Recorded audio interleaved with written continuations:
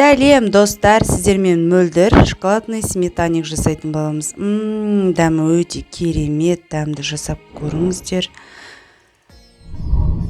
Сіздермен рецепт бөлісемін. 110 грамм сливочный маслоға 90 грамм қант салып араластырамыз. Қант ерігенше бір жұмыртқамызды саламыз, тағы да араластырамыз.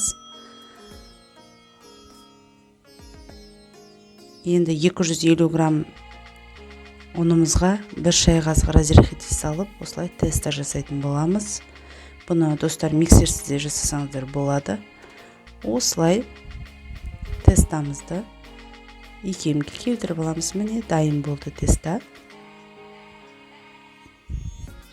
22-лік формочкамызға салып, осылай жазып аласыздар. Әдемілеп.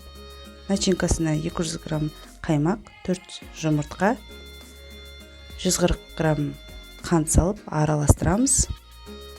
100 грамм Қазақстан шоколадына 35 грамм сливочный масло салып микроволновкада ерітіп, осылай араластырып аласыздар. Енді тестамызға начинкамызды саламыз. Өте дәмді шығады достар.